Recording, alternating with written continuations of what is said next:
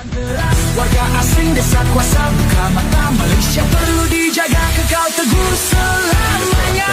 Video yang tengah viral dari satu akaun TikTok ini mesti ramai rasa agak pelik dan terkejut dengan apa yang dia cakap. Dia ini seorang pekerja Indonesia yang bekerja di Malaysia. Tapi dalam video itu, dia meluahkan rasa tak puas hati dengan cara orang Malaysia layan dia. Malah dia sampai cakap nak baling telur ke orang Malaysia yang tak layan dia dengan baik. Isu ini memang menimbulkan banyak persoalan. Apa sebenarnya yang dicuba sampaikan? Salah satu perkara yang dia bawa dalam video itu adalah isu tentang penembakan penjenayah yang cuba menyelundup migran ke Malaysia. Memang ada kes penembakan, tapi apa yang tak disebut dalam video itu ialah mereka yang ditembak bukan orang biasa, tetapi penjenayah yang terlibat dalam aktiviti penyelundupan migran secara haram. Jadi kalau kita nak bincang pasal isu ini, kenalah tengok keseluruhan situasi. Bukan hanya satu sisi sahaja.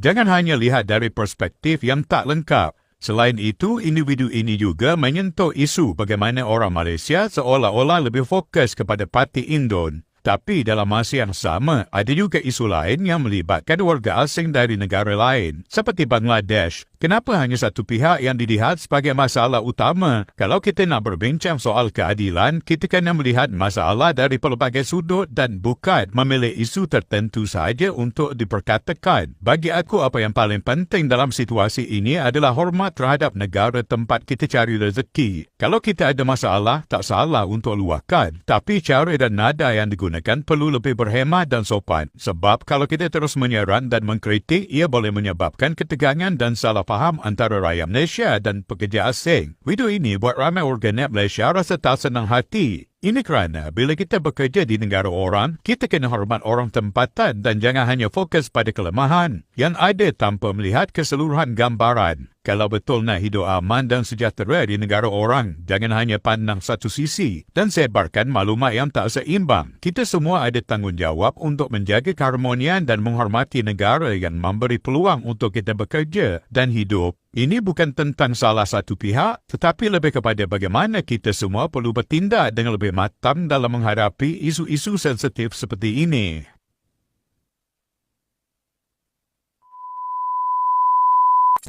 Cuma orang Indonesia yang pergi ke sini ini.